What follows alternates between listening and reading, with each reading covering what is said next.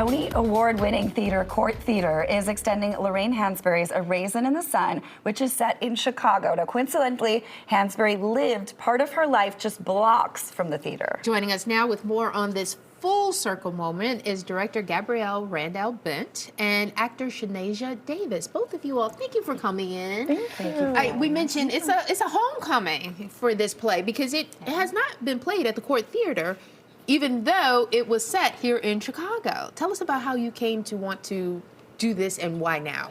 Yeah, so we, Court Theater, I'm the senior artistic producer there and responsible for thinking about our season. And Court Theater has been around for 70 seasons, and we have never done a Lorraine Hansberry play. And as you said, our theater is the only LORT, the only major regional theater on the south side of Chicago, and we are located on the University of Chicago, just about 9 blocks away from the house in Woodlawn that inspired the play. And so it wasn't necessarily about why now, it was about why not always, right? What does it mean for us to say this play could exist anywhere in the world, which is what makes it a classic. And so being the classic theater of the south side of Chicago, what does it mean to claim that as our own and say it's something special to do it here? Amazing. Well, let's talk about the story itself. Shay, you played Ruth years ago. Yes, I did. I mean, we're talking 20 years ago. Now you get to play Ruth's mom. Yeah. Such a full circle moment for you as well. For people that maybe don't remember what the story is about, A Raisin in the Sun. My goodness, can you talk about this Chicago family? Well, you know, Chicago is its own world, right? So you think about one of the things that we talked about in rehearsal, which I think was really smart, is that we didn't want to make it precious, right? We wanted these people to be recognizable, and even though they're not real people per se, they do represent real experiences, and so that's what I would like for people to say, hey, I know that person. I understand those family dynamics because my family experienced it, you know? So Raisin in the Sun tells the story of a family that comes into some money through a death. And part of it, they buy a home.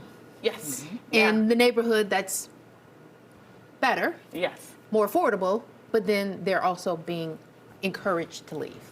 Yes.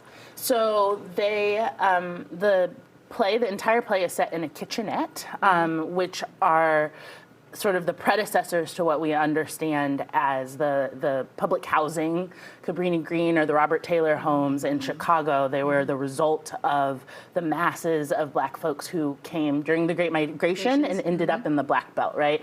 And they were these oftentimes beautiful, stately mansions, 2 or 3 flats that were just short of being condemned, that were chopped up and then made into single-room homes for migrant families. And this family is not looking to go to a middle-class neighborhood, not looking to go to an upper-class neighborhood. They're looking to go, the youngers want to go to a working-class neighborhood where they can have sunlight and a little bit of grass.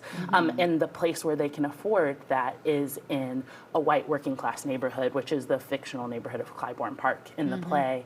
And the antagonist of the play is racial restrictive covenants. It's also a world, one of the characters says, where all dreams, good or bad, depend on the death of a man. But it is also the idea that we live in a world where in order to get what you want, no matter how ordinary that desire is, you have to fight against all of the systems that want to keep you out.